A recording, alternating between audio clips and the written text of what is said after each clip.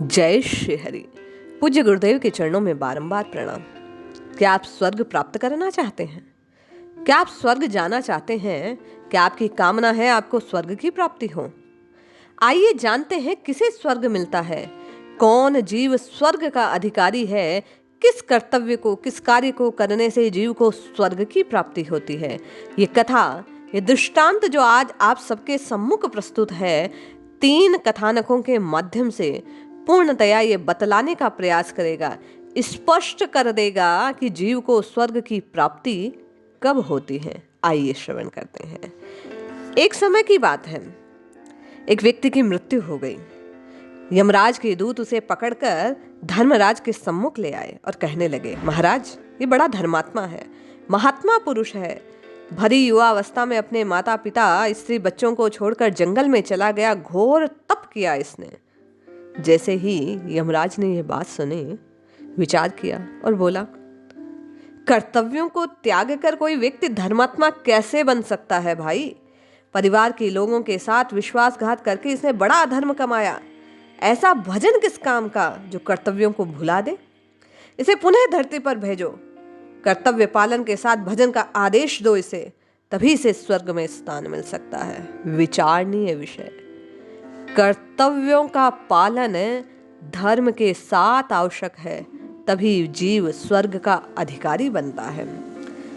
यमदूतों ने कुछ समय के पश्चात एक अन्य व्यक्ति की आत्मा को यमराज के सम्मुख प्रस्तुत किया और कहने लगे, महाराज, ये व्यक्ति बड़ा कर्तव्य परायण है, काम को ही सब कुछ समझता है। आजकल जैसा लोग कहते हैं, वर्क इज वर्शिप, काम ही सब कुछ है। ये तो वर्कोहॉलिक पर्सन है, काम में डूबा रहता है, व्यसन की तरह काम को, कर्तव्य को ये सेवन करता है। इसकी स्त्री बीमार पड़ गई, मर गई, इसने कुछ भी परवाह नहीं की। महाराज, ये अपने कर्तव्य में लीन रहा। आपने कहा था ना कि जीव कर्तव्य का पालन करे तो मोक्ष का अधिकारी होता है, स्वर्ग का अधिकारी होता है।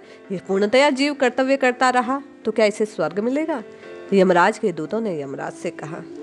धर्मराज ने कहा, है रे दूतों, कैसे बुद्धिहीन तर्कहीन हो तुम?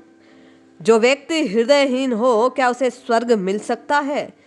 भावना पूर्वक इसने कभी कर्तव्य किया नहीं, प्रशंसा की नहीं, काम किया नहीं, केवल एक मूढ़ की भांति कर्तव्यों को ढोता रहा। नैतिक कर्तव्यों का इसको भान तक ना रहा। ये केवल शारीरिक धूप दौड़ करता रहा। क्या यही महत्व रखता है? नहीं नहीं, ले जाओ, इसे पुनः भेजो। भावना पूर्वक जीवन को जीने और दूसरों के संग प्रेम से रहने का इसे सीख दो, तभी इसे स्वर्ग प्राप्त हो सकता है। यमदूतों ने कहा, ठीक है महाराज, पहले आपने कहा कर्तव्य पालन होना चाहिए, अब आप इस जीव की बात को लेकर कहते हैं कर्तव्य के साथ साथ भावना होनी चाहिए। जो आपकी आज्ञा, हम तो आपके दूत हैं, आपकी आज्ञा का पालन ही हमारा धर्म है, ले जाते हैं। कुछ समय बाद यमदूत एक तीसरे जीव के आत्मा को पकड़ लाए। यमदूतों ने कहा, महाराज, अब तो आप निदान कर ही दो। महाराज बोले, बोलो क्या चाहते हो? बोले, ये साधारण गृहस्थ है, सदा आस्तिक रहा, पवित्र जीवन जिया, प्रेम पूर्वक परिवार का विकास इसने किया, उत्थान के कार्य निरंतर ये दूसरों के लिए करता रहा, परहित के कार्य इसने किए हैं। धर्मराज बीच में ही बोल पड़े, अरे अरे अरे, सुनो सुनो सुनो, यही वह जीव है जो स्वर्ग का अधिकारी है। इसे आदर पूर्वक लाओ, सम्मान करो, आनंद पूर्वक बिठाओ, इसकी संपूर्ण व्यवस्था समुचित रूप से करो दूतों, ये मेरा आदेश है। सोचिए, विचारिए, एक साधारण गृहस्थ केवल और केवल प्रेम भावना पूर्वक अपने कर्तव्यों का समुचित रूप से पालन करता है, आस्तिक रहे जीव भगवान का भजन करता है और वह स्वर्ग का अधिकारी बन जाता है। पवित्र जीवन जीने वाला, प्रेमी स्वभाव वाला, कर्तव्य परायण साधक ही स्वर्गीय आनंद का अधिकारी है। पूज्य गुरुदेव तो कहा करते थे कि मृत्यु के पश्चात तो क्या होगा इसका ज्ञान नहीं है, पर्दे की वस्तु है, लेकिन पूर्व में यदि जीव इस प्रकार के जीवन को जीता है कोई साधक, तो स्वर्ग का सा सुख भोग आनंद उसे इसी जीवन में प्राप्त होने लगता है। वह आनंद पूर्वक जीवन जीने लगता है। ये बात ध्यान देने योग्य है कि कौन जीव स्वर्ग का अधिकारी है। वो जीव जो पवित्र जीवन जिए, प्रेमी स्वभाव वाला हो, कर्तव्य परायण हो, वह स्वर्ग का अधिकारी है।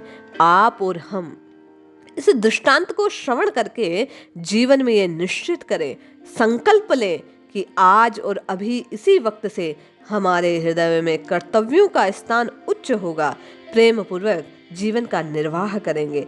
साधक जीवन में रहते हुए दूसरों के कल्याण की बात को हृदयंगम करेंगे, तभी हम स्वर्ग के सच्चे अधिकारी बन पाएंगे। जय श्री हरि।